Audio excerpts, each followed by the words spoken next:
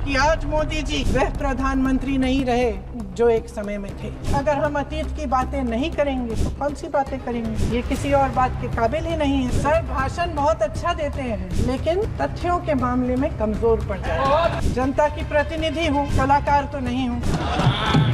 हिंदू महासभा का अधिवेशन था, आरएसएस का अधिवेशन था। किस बात से कतरा रहे थे कि ये कांग्रेस का अधिवेशन था? आप चुनाव के लिए, हम देश के लिए हैं। नेहरू जी से जितनी भी शिकायतें, जितनी भी गलतियां उन्होंने की आपके जहन में, जितनी भी गालियां देनी है, जितना भी अपमान करना है, उसकी भी एक सूची बना दीजिए। नहीं, बात खत्म नहीं है। क्या इंदिरा जी ने क्या किया, राजीव जी ने क्या किया, परिवारवाद क्या होता है, नेहरू जी ने कौन सी गलतियां की, सुना लीजिए, फिर खत्म। उसके बाद बेरोजगारी, महंगाई सुनने की थोड़ी सी हिम्मत होनी चाहिए। राजनीति है। वंदे मातरम सर, तो मैं बोलूं कि नहीं बोलूं? नहीं, बिल्कुल नहीं।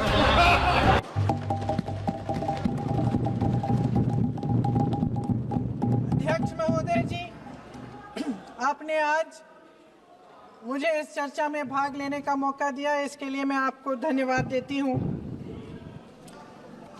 आज जिस विषय पे हम चर्चा कर रहे हैं वह केवल एक विषय नहीं है, भारत की आत्मा का एक हिस्सा है।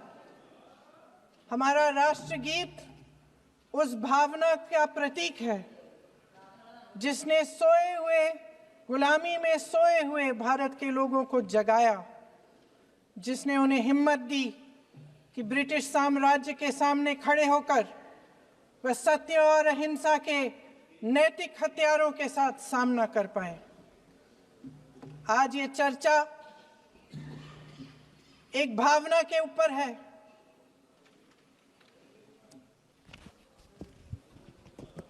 और जब हम वंदे मातरम का नाम लेते हैं तो वही भावना हमारे दिल में उजागर होती है।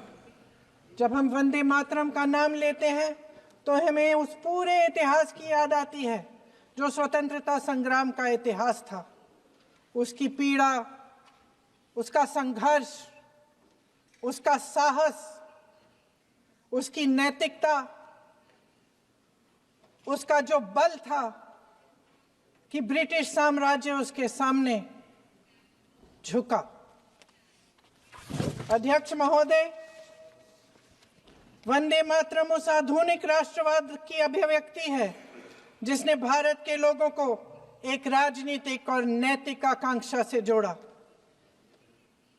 जिसने भारत के लोगों को एक साझा नियति के उत्तराधिकारी, एक साझा भविष्य के निर्माता के रूप में देखा। लेकिन आज की ये बहस मुझे कुछ अजीब सी लग रही है। जैसे मैंने कहा, ये गीत देश की आत्मा का हिस्सा बन चुका है। 150 सालों से देशवासियों के दिलों में ये गीत बस चुका है। 75 सालों से हमारा देश आजाद है, तो फिर आज इस बहस की क्या आवश्यकता है?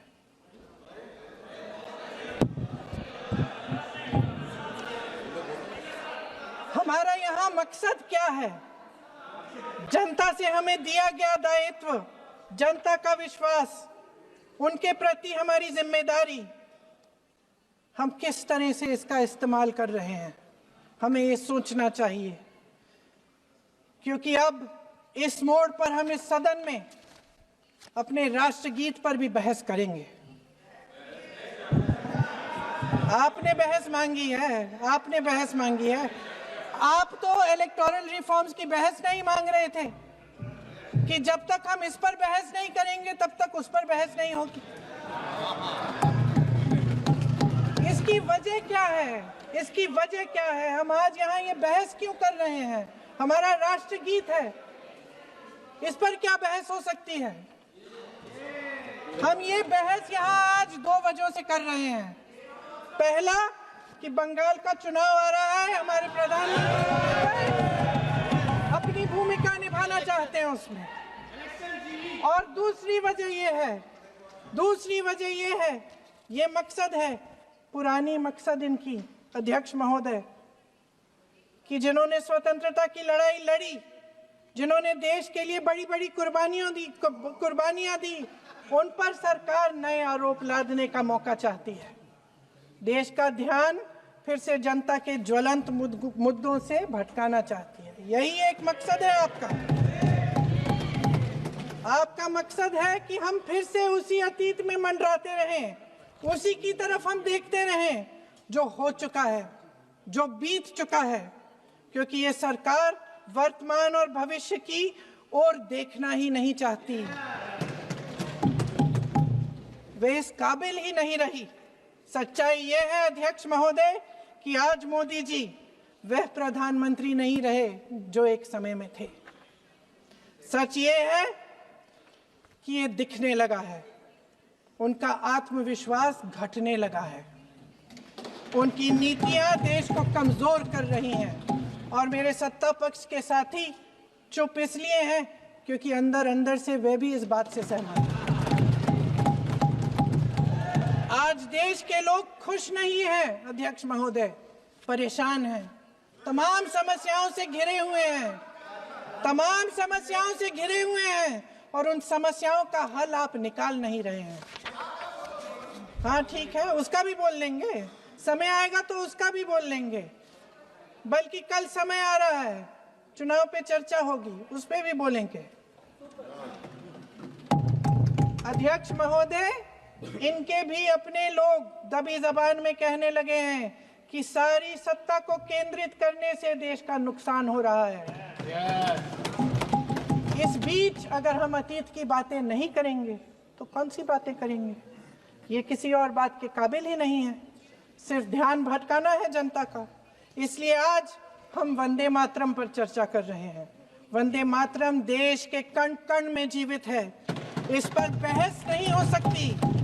लेकिन चलिए, आपने बहस मांगी, आप बहस करना चाहते हैं, बहस करते हैं। आज इस चर्चा को प्रधानमंत्री जी ने शुरू किया, उन्होंने भाषण दिया और इसको कहने में कोई झिझक नहीं है कि भाषण अच्छा देते हैं, थोड़ा सा लंबा, लेकिन भाषण अच्छा देते हैं। सिर्फ एक कमजोरी है, अगर आप इजाजत दें तो मैं बोलूं, एक कमजोरी है। हाँ, उसी पे बोल रहे हैं। वंदे मातरम पे बोलो आप।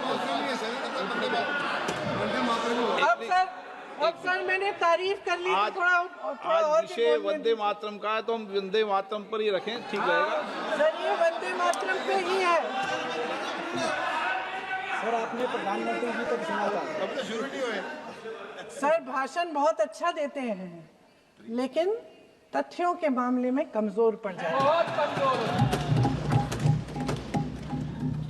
इसमें भी एक कला होती है कि तथ्यों को किस तरह से जनता के सामने रखा जाए। मैं तो नहीं हूं, जनता की प्रतिनिधि हूं, कलाकार तो नहीं हूं। इसीलिए मैं भी सदन के सामने कुछ तथ्य रखना चाहती हूं, लेकिन सिर्फ तथ्य के रूप में रखना चाहती हूं।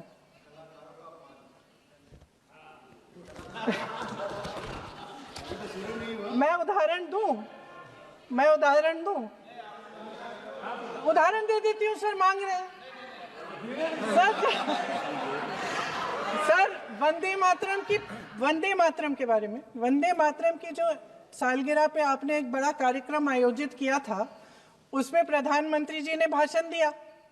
उसमें उन्होंने कहा कि 1896 में पहली बार गुरुदेव रविंद्रनाथ टैगोर ने ये गीत एक अधिवेशन में गाया। उन्होंने ये नहीं बताया कि कौन सा अधिवेशन था, महासभा, हिंदू महासभा का अधिवेशन था, आरएसएस का अधिवेशन था। किस बात से कतरा रहे थे कि ये कांग्रेस का अधिवेशन था? और उदाहरण दूं कि मैं अपना भाषण जारी रखूं? दे रही हूं। जो वंदे मातरम की जो क्रोनोलॉजी है वो भी आप समझिए, जो असली क्रोनोलॉजी है। 1875 में महाकवि बंकिम चंद्र चट्टोपाध्याय ने इस गीत के पहले दो अंतरे लिखे, जो आज हमारे राष्ट्रगीत घोषित हुए हैं, मतलब जो घोषित हुए थे और जिसको हम आज अपना राष्ट्रगीत कहलाते हैं। ये पहले दो अंतरे लिखे। 1882 में 7 साल बाद उनका एक उपन्यास प्रकाशित हुआ, आनंद मठ। उस उपन्यास में यही कविता उन्होंने प्रकाशित की, लेकिन इसमें 4 अंतरे जोड़ दिए। 1896 में कांग्रेस के अधिवेशन में गुरुदेव रविंद्रनाथ टैगोर ने पहली बार ये गीत गाया। 1905 में बंगाल के विभाजन के खिलाफ आंदोलन के समय वंदे मातरम जनता की एकता की गुहार बनकर गली गली से उठा। गुरुदेव रविंद्रनाथ टैगोर जैसे महान स्वतंत्रता सेनानी इस गीत को खुद गाते हुए बंगाल की सड़कों पर उतरे। विद्यार्थियों से लेकर किसानों तक, व्यापारियों से लेकर वकीलों तक, हर कोई ये गीत गाने लगा। इस गीत की शक्ति को समझिए। ब्रिटिश साम्राज्य इसको सुनकर कांपता था और हमारे देशवासी इसको सुनकर वह मन बनाते थे, वह हिम्मत बनाते थे कि इस भयंकर साम्राज्य के खिलाफ सत्य और अहिंसा के नैतिक हथियारों को लेकर शहीद होने की तैयारी करते थे। ये गीत मातृभूमि के लिए मर मिटने की भावना को जगाता है। इस गीत की शक्ति ये है, इस गीत का हमारे देश से जुड़ाव ये है। लेकिन 1930 के दशक में हमारे देश में जब सांप्रदायिक राजनीति उभरी, तब ये गीत विवादित होने लगा। 1937 में, अब ये मैं दूसरा उदाहरण देने वाली हूँ क्योंकि प्रधानमंत्री जी ने अपने भाषण में इसका उल्लेख किया और गलत किया, इसीलिए मैं इसके जो सच्चे जो तथ्य हैं वो आपके सामने रख रही हूँ। 1937 में नेताजी सुभाष चंद्र बोस कांग्रेस का अधिवेशन कलकत्ता में होने जा रहा था, उसका आयोजन कर रहे थे। तो जो मोदी जी ने पत्र सुनाया सदन में 20 अक्टूबर का और कहा कि जवाहरलाल नेहरू जी ने नेताजी को ये चिट्ठी लिखी और ये कहा कि इस पर चर्चा होनी चाहिए, उससे पहले 3 दिन पहले नेताजी सुभाष चंद्र बोस ने पंडित जवाहरलाल नेहरू को एक चिट्ठी लिखी थी जिसका जिक्र आपके प्रधानमंत्री ने नहीं किया। और इस चिट्ठी में सुन लीजिएगा,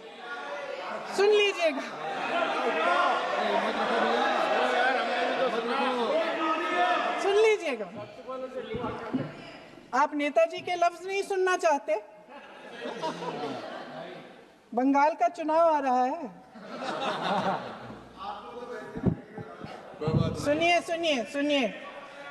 सुनिए। हाँ, कोई बात नहीं, हम तो देश के लिए हैं। हम देश के लिए हैं। आप चुनाव के लिए, हम देश के लिए हैं। हम जितने भी चुनाव हारे, हम यहाँ बैठे रहेंगे और आपसे लड़ते रहेंगे और आपकी विचारधारा से लड़ते रहेंगे। अपने इस देश के लिए, अपनी इस मिट्टी के लिए लड़ते रहेंगे। आप हमें रोक नहीं सकते।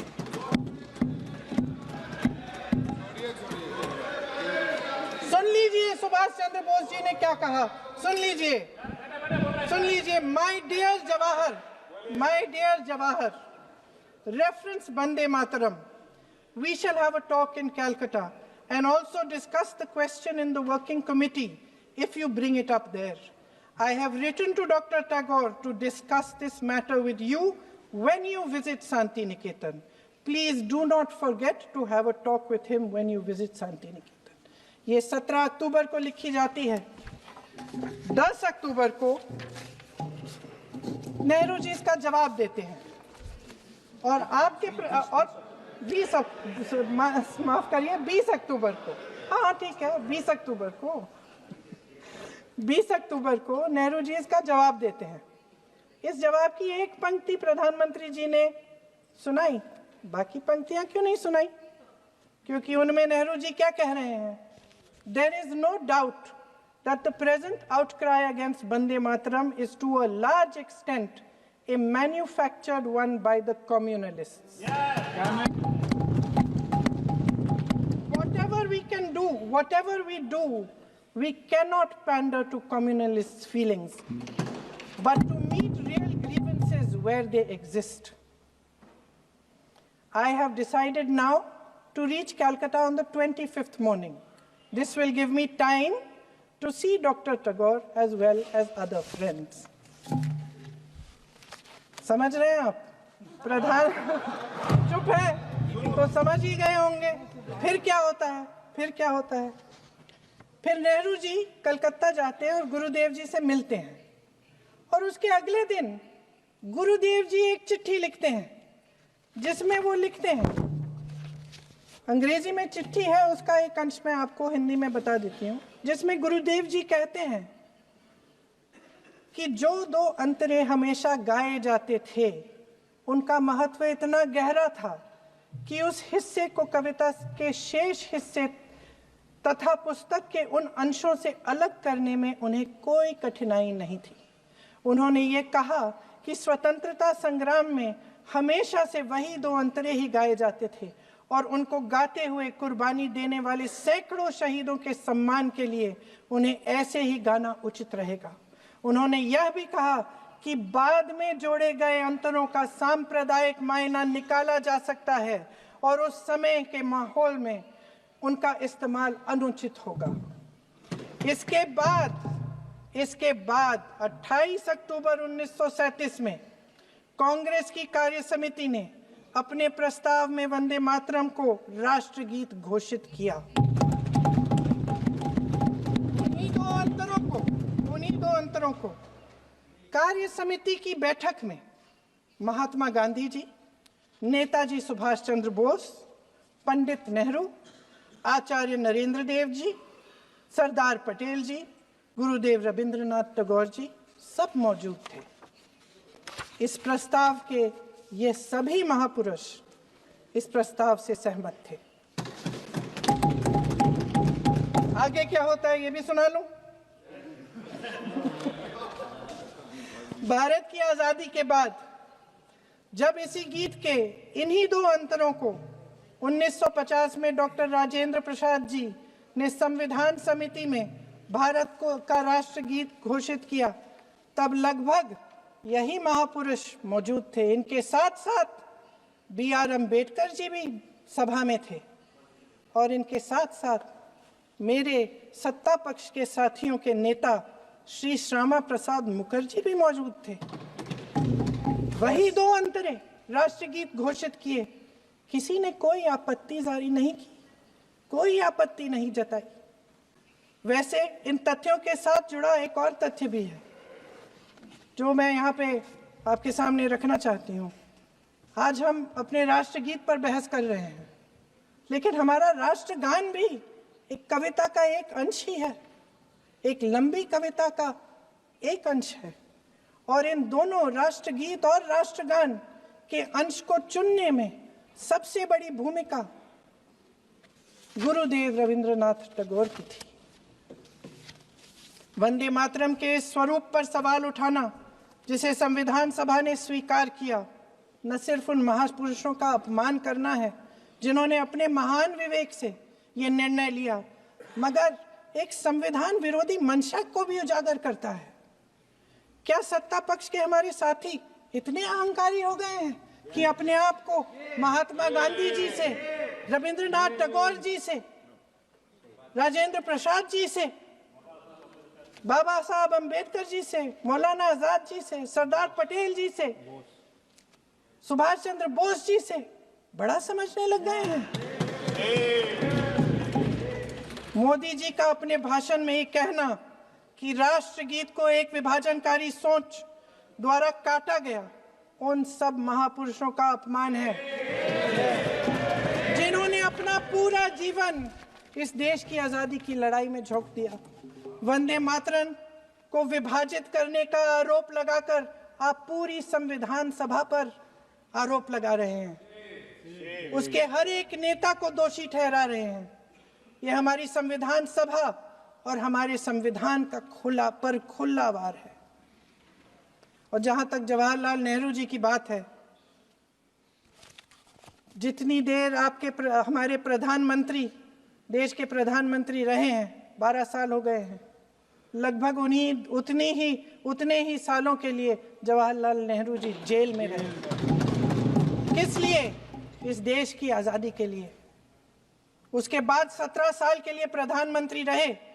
आप बड़ी आलोचना करते हैं इनकी, लेकिन अगर इन्होंने इसरो नहीं बनाया होता तो आज आपका मंगलयान नहीं होता। अगर DRDO नहीं बनाया होता तो तेजस नहीं बनता। अगर IIT और IIM नहीं बनाए होते तो हम आज IT में आगे नहीं होते। अगर एम्स नहीं बनाया होता तो हम कोरोना की जब बड़ी चुनौती का सामना कैसे करते? हाँ, वही कुछ भी। इसका मतलब है इस मुद्दे का जवाब नहीं है आपके पास। अगर इन्होंने BHEL, गेल, सेल, भाखड़ा नंगल ये सब नहीं बनाया होता जो आप सब बेच रहे हैं, तो ये विकसित भारत कैसे बनता? पंडित जवाहरलाल नेहरू इस देश के लिए जिए। सुन लीजिए, बाकी भी बेच देंगे। पंडित जवाहरलाल नेहरू इस देश के लिए जिए और देश की सेवा करते करते उन्होंने दम तोड़ा। फिर भी सुन लीजिए, मेरी एक सलाह ले लीजिए। सर, मैं आपके माध्यम से सलाह दे रहे हैं। छोड़ना नहीं। सर, मैं आपके माध्यम से एक सलाह दे देती हूँ। हमारे प्रधानमंत्री महोदय 12 सालों से इस सदन में हैं, मैं मात्र 12 महीनों से हूँ। फिर भी छोटी सी सलाह है। उन्होंने अभी हाल ही में चुनाव था, कुछ महीनों पहले उन्होंने एक सूची निकाली थी कि विपक्षी दलों ने और विपक्ष के नेताओं ने कितने अपमान किए हैं इनके, और उसमें शायद 90-99 ऐसे उन्होंने अपमानों की सूची बनाई थी। तो मैं उनको एक छोटी सलाह देना चाहती हूँ कि नेहरू जी से जितनी भी शिकायतें हैं, जितनी भी गलतियां उन्होंने की आपके जहन में, जितनी भी गालियां देनी है, जितना भी अपमान करना है, उसकी भी एक सूची बना दीजिए। नहीं, बात खत्म नहीं है। 999 अपमान, 9,999 अपमान, सूची बना दीजिए और फिर हम एक समय निर्धारित करते हैं। जैसे हमने 10 घंटे आज वंदे मातरम पर हमने बहस किया है ना, उस तरह से हम अध्यक्ष महोदय जी से पूछेंगे, एक समय निर्धारित करेंगे, 10 घंटे, 20 घंटे, 40 घंटे, जितने घंटों में आपकी ये शिकायत पूरी हो जाए, माननीय सदस्य, आप शांत हो जाए और हम बहस कर लेंगे। लेकिन इस सदन का कीमती समय, जिसके लिए हमें यहाँ पे जनता ने भेजा है, जैसे हमें जनता की समस्याओं को हल करने के लिए चर्चा करनी चाहिए, इस्तेमाल करना चाहिए, उसको AC के लिए इस्तेमाल करिए। उसके बाद जैसे अंग्रेजी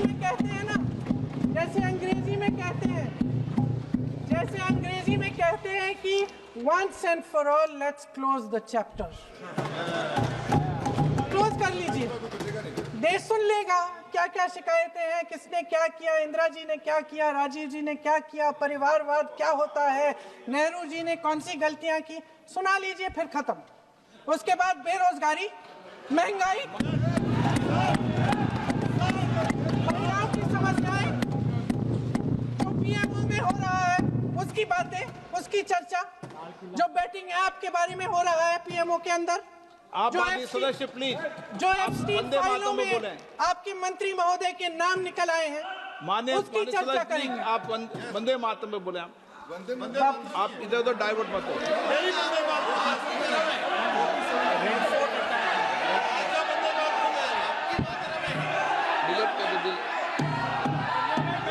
क्या हो गया? आप 1 मिनट, हाँ कर दो। क्या हो गया? अंत में चिड़ी गए।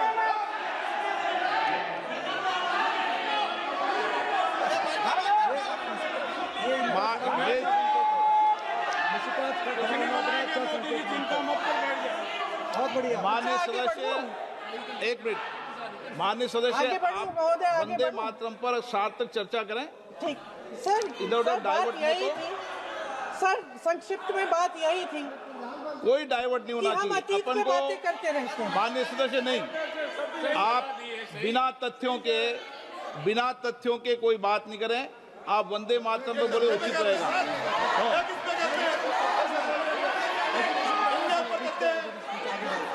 मैंने प्लीज। अध्यक्ष महोदय, मैं आपकी बात मानती हूँ, लेकिन बिना तथ्य के बहुत सालों के लिए ये हम पर आरोप डाल रहे हैं। हम चुपचाप सुनते हैं, इनको भी थोड़ी सी संतुलन होनी चाहिए। सुनने की थोड़ी सी हिम्मत होनी चाहिए। ये राजनीति है। हम बोलेंगे, आप वंदे मातरम बोलें। वंदे मातरम सर। महोदय, आज की ये बहस सिर्फ ध्यान भटकाने के लिए की जा रही है, क्योंकि ये सरकार इस देश के वर्तमान की असलियत छिपाना चाहती है। आज देश का युवा कितना परेशान है, कितनी मुश्किल में है।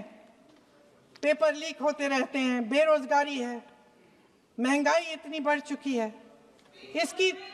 इसकी चर्चा हम सदन में क्यों नहीं कर रहे हैं?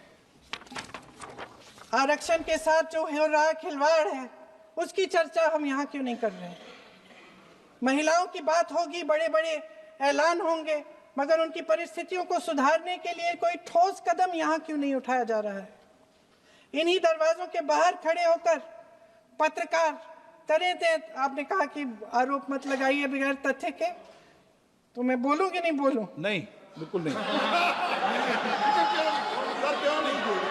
नो, आप उधर की बात मत बोलो। आप जल्दी से बोल लेते हो, सदन में जो कुछ भी बोले वो तथ्यों से बोले। आपको हर चीज ऑथेंटिक करनी पड़ेगी, इसलिए आप तथ्यों से बोले। अच्छा सर, बड़े बड़े शहरों में प्रदूषण है, लेकिन हम इस सदन में बैठकर सिर्फ छोटी छोटी बातें करेंगे। जी, जो अतीत की बातें हैं ना, जो बार बार आप चाहते हैं कि हम पीछे देखें, लेकिन हम आगे भविष्य की बात, वर्तमान की बात, जो असली समस्याएं हैं उनकी बात न करें, ये छोटी बात होती है। आप में हिम्मत है तो भविष्य की बात करिए, हिम्मत है तो बात करिए कि बेरोजगारी क्यों है, कि पेपर लीक क्यों होते हैं। आप चेयर को एड्रेस करें। आपको अच्छा, खत्म कर लेती हूँ। चेयर को एड्रेस करो आप। अध्यक्ष महोदय जी, सच्चाई ये है कि इनका शासन दमन का शासन है। इनकी राजनीति दिखावे की राजनीति है, इवेंट मैनेजमेंट की राजनीति है, चुनाव से चुनाव तक राजनीति है, तरह तरह के ध्यान भटकाने वाले मुद्दों की राजनीति है। वंदे मातरम इस देश की उन्हीं उम्मीदों की गुहार है जिन्हें आपका शासन हर रोज ठुकरा रहा है। आज भी सरहद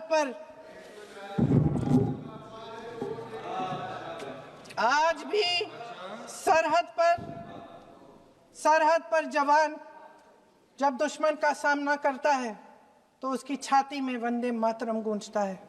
आज भी जब हमारा खिलाड़ी अंतर्राष्ट्रीय खेलों में जाता है तो उसके दिल की धड़कन में वंदे मातरम होता है। आज भी इस देश के करोड़ों देशवासी जब अपने राष्ट्र ध्वज को फहराते हुए देखते हैं तो उनकी जबान पर वंदे मातरम, वंदे मातरम, वंदे मातरम आता है। कांग्रेस के हर एक अधिवेशन में 1905 से लेकर आज तक सामूहिक तौर पर वंदे मातरम गाया जाता है। आपके अधिवेशनों में गाया जाता है कि नहीं, ये बताइए। अपने देश की आत्मा के इस महामंत्र को विवादित करके आप एक बहुत बड़ा पाप कर रहे हैं। इस पाप में कांग्रेस पार्टी शामिल नहीं होगी। ये राष्ट्रगीत वंदे मातरम हमेशा से हमें प्यारा है, हमेशा से हमारे लिए पवित्र रहा है और हमेशा के लिए हमारे लिए पवित्र रहेगा। धन्यवाद।